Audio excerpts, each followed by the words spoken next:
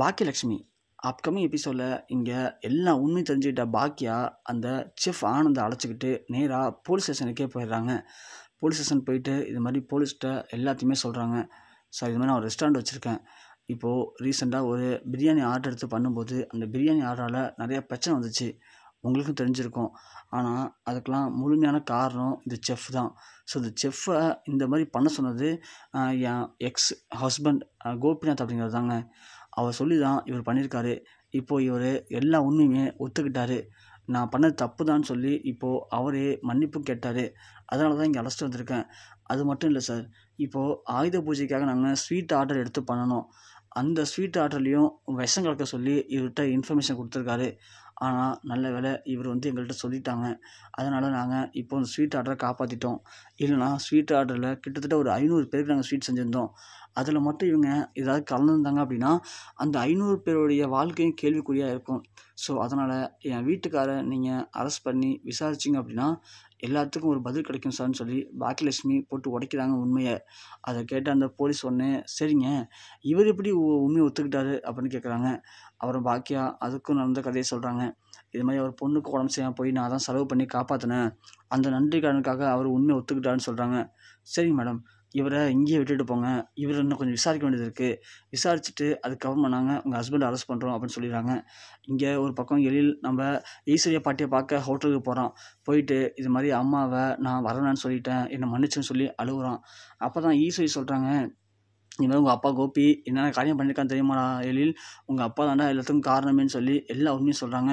அதை கேட்டு எழிலுக்கு இங்கே செம்ம காண்டாகுது. அப்போன்னு பார்த்து கோபி அங்கே வராரு. வந்த உடனே எழில் கோபியை எப்படிலாம் பேசலாமோ அப்படிலாம் பேசி மிரட்டுறாரு. இது மாதிரி நீங்களாம் ஒரு மனுஷனே கிடையாது, பெஸ்ட் அப்பான்னு சொல்லி என்னென்ன பண்ணி வச்சுருக்கீங்க. நீங்கள் வாங்கி கொடுத்த வாய்ப்பை நினைக்கும் போது எனக்கு அவ்வளோ ஆத்திரமாக வருது. ஒரு பட வாய்ப்பை வாங்கி கொடுத்துட்டு நீங்கள் என்னென்ன பேசிகிட்டு இருக்கீங்க. ஆனால் நீங்கள் எங்கள் அம்மாவுடைய ஹோட்டலில் மூடுறதுக்கும் எங்கள் அம்மாவை பழி வாங்குறதுக்கும் நீங்கள் எப்படியாப்பட்ட கேட்டுக்கிட்டத்தனமான வேலை பார்த்துருக்கீங்க. சி அப்படின்னு சொல்லி காலி துப்பாத குறையாக பேசுகிறாரு. உடனே கோபி சொல்கிறாங்க, ஏய் இங்கே பாடுறா எழில், இங்கெல்லாம் கிச்சனில் சமைக்கிறவங்களாம் இருக்காங்கடா, பார்த்து என்னடா நினைப்பாங்க அப்படின்னாங்க. ஏன் பார்க்கட்டுமே, உங்களை மாதிரி கேட்டுக்கிட்ட மனுஷன் யாரும் கிடையாதுங்கிறத எல்லாருமே பார்த்து தெரிஞ்சுக்கிட்டோம். இங்கே பாருங்கள், இந்த விஷயத்தில் அம்மாவே சும்மா விட்டாலும் சரி, நான் உங்களை சும்மா விட போகிறது கிடையாது. கண்டிப்பாக உங்களை போலீஸில் கம்ப்ளைண்ட் பண்ணி உள்ளே தள்ளாமல் நான் விட மாட்டேன் அப்படின்னு சொல்லிட்டு எழில் போகிறான். கோபிக்கு என்ன பண்ணுறதுன்னு தெரில. என்னது எழில் இப்படி பேசுகிறான் அப்படின்னு சொல்லிட்டு இங்கே வீட்டுக்கு போகிறாங்க. வீட்டுக்கு போனதும் கோபியை பார்த்த ராதிகா திரும்ப பேசுகிறாங்க கோபிக்கிட்ட. என்ன கோபி, இப்போங்க போயிட்டு வரீங்க? இப்போ அந்த பாக்கியம் என்ன பண்ணலாம் அடுத்து யோசிச்சுட்ருக்கீங்களா? நீங்கள் தெரிஞ்சவே மாட்டீங்களா கோபி? ஏன் கோபி இப்படி பண்ணுறீங்க? இப்போ பாக்கியம் மட்டும் போய் போலீஸில் கம்ப்ளைண்ட் கொடுத்தா உங்களுடைய நிலைமை என்னத்துக்கு ஆகிறது? உங்களையும் நம்பி இருக்க நானும் மயுவும் எந்த நிலைமைக்கு போகிறது? நீங்கள் தானே பிஸ்னஸ் பண்ணிட்டுருக்கீங்க. இப்போது நீங்கள் இப்படி ஒரு காரியம் பண்ணீங்க அப்படின்னு விஷயம் வெளியே தெரிஞ்சுன்னா நம்ம பிஸ்னஸ் என்னத்துக்கு ஆகுது? நம்ம ஹோட்டலுக்காக வருவாங்களா கோபி? ஏன் கோபி எதையுமே புரிஞ்சுக்க மாட்டீங்க? பாருங்கள், பாக்கியா அந்த பிரச்சனையை பண்ணியிருந்தாலுமே போயிட்டு வெளில திரும்பவும் அவங்க ரெஸ்டாரண்ட்டை எடுத்து நடத்துகிற அளவுக்கு அவங்கள்ட்ட கெப்பாசிட்டி இருக்குது, நடத்துகிறாங்க. அவங்களால மீண்டு வர முடியும்னு நினைக்கிறாங்க. ஆனால் நம்ம அப்படியா கோபி? இப்போது இந்த விஷயம் வெளியே தெரிஞ்சதுன்னா இதுக்கெல்லாம் காரணம் நம்ம தான் சொல்லி நம்ம ரெஸ்டாரண்ட்டை மூடிடுவாங்க கோபி. அப்போ நம்ம பிஸ்னஸே போயிடும். அப்போது நாம் ஒன்றும் இல்லாமல் ஆகிடுவோம். நானும் மயவும் அப்புறம் ரோட்டில் நிற்க வேண்டியதான் கோபி. ஏன் கோபி இதெல்லாம் பற்றி எதுவுமே புரிஞ்சுக்காம நான் உங்களை நம்பி வந்தேன் பார்த்தீங்களா? எனக்கு நீங்கள் என்னென்ன பண்ணணுமோ எல்லாத்தையும் பண்ணிட்டீங்க கோபி அப்படின்னு சொல்லி ராதிகா ஃபீல் பண்ணி அழுவேன். கோபி உடனே கொந்தளிச்சிடாரு. போதும் நிப்பாட்டு ராதிகா, இப்போ நான் என்ன தப்பு பண்ணிட்டேன்? எல்லா தப்பும் ஏன் மேலேன்னு சொல்கிறேன். அந்த பாக்கியா பண்ணது அப்போ எல்லாமே கரெக்டுன்னு நினைக்கிறியா? அவளுக்கு சப்போர்ட் பண்ணி பேசுகிற நீனு. எங்கள் அப்பாவை என்கிட்ட பிரித்தா, எங்கள் அப்பாவோட இறந்து போனப்போ எந்த ஒரு காரியமும் பண்ண விடாமல் என்னை தடுத்தா. இப்படி பாக்கியா என் பிள்ளைங்களை பிரிச்சுட்டா, என் அம்மாவை பிரிச்சுட்டா, என்னை ஒரு வில்லனை ஆக்கிட்டா. இப்படி எல்லா தப்புமே பண்ணது அந்த பாக்கியா தான் ராதிகா. அதை புரிஞ்சிக்காம நீ எதுக்கு எடுத்தாலும் என்னையே தப்பு சொல்லிகிட்டு இருக்க. யார் என்ன சொன்னாலும் சரி ராதிகா, நான் விட போகிறது கிடையாது. இந்த முறை பாக்கியா என்னை கண்டுபிடிச்சிருக்கலாம். அதுக்காக என்னை போலீஸ்லேருந்து அரெஸ்ட் பண்ணாலும் சரி, உள்ளேயே போனாலும் சரி, கண்டிப்பாக நான் வெளில வருவேன். வெளில இதை விட மோசமாக பாக்கியாவை நான் பழி வாங்குவேன். பாக்கியாவை பழி வாங்கி பாக்கியா ஒரு நிராயுதபாணி ஆக்கி நடு ரோட்டில் சோத்துக்கு வழி இல்லாமல் நிற்க வைக்கல நான் கோபி கிடையாது அப்படின்னு சொல்லிட்டு இங்கே கோபி மேலே போகிறாரு. பார்த்தா பின்னாடியே போலீஸ் வந்துடுறாங்க. போலீஸ் இது கோபிநாத் சார் இருக்காரான்னு கேட்குறாங்க. அதை கேட்டோடனே ராதிகாவுக்கு இங்கே என்ன சொல்கிறதே தெரில.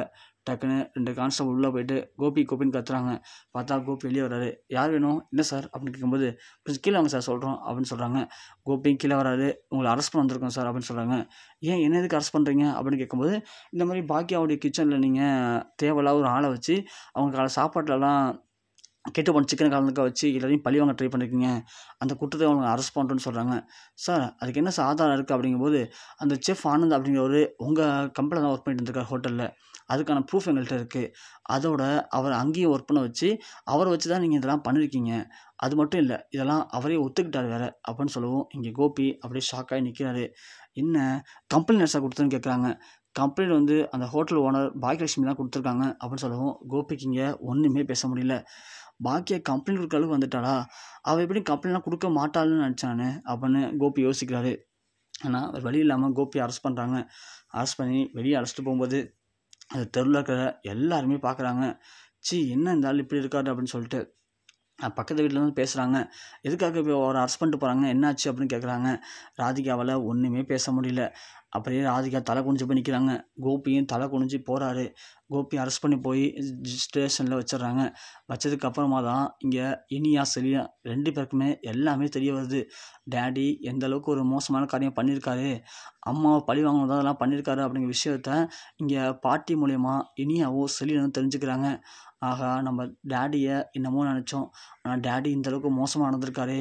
அப்போது அம்மாவை பழி வாங்கணும் தான் அதெல்லாம் பண்ணாரா? அப்போது அம்மாவை பழி வாங்கணும் தான் நமக்கும் எல்லாம் பண்ணாரா அப்படிங்கிறத புரிஞ்சுக்கிறாங்க. புரிஞ்சுக்கிட்டு கோபியை பார்க்க ஸ்டேஷனுக்கு வராங்க. கோபி இனியாவையும் செலியனையும் பார்த்தோன்னே இனியா செலியா ஏன்ப்பா இங்கே வந்தீங்க? அப்பாவை பார்த்தியா? உங்கள் அம்மா பொய் கேஸ் போட்டு என்னை உள்ளே தள்ளிட்டா. அதுக்கெலாம் அப்பா ஃபீல் பண்ண மாட்டேன். அதுக்காக நீங்கள் இங்கெல்லாம் வரக்கூடாது. நீங்கள் வீட்டுக்கு போங்க. அப்பா கண்டிப்பாக வெளில வந்துடுவேன். வெளில வந்துட்டு நான் வந்து உங்களை நேரில் பார்க்குறேன். நீங்கள் போங்கன்னு சொல்கிறாங்க. உடனே சரின்னு சொல்கிறாரு. போதும் நிப்பாட்டுங்க டாடி. இன்னமும் நடிக்காதீங்க. எங்களை பைத்தியக்காரன் நினச்சிட்டிங்களா நீங்கள்? நீங்கள் சொல்கிற எல்லாத்தையும் நாங்கள் நம்புங்கிறதுக்காக எங்களை இன்னும் முட்டலாக்கிட்டே இருக்காதீங்க. நீங்கள் யார், நீங்கள் என்ன பண்ணீங்க எல்லாமே எனக்கு தெரிஞ்சு போச்சு டாடி அப்படிங்கவும் இங்கே கோபியால் ஒன்றுமே பேச முடியல.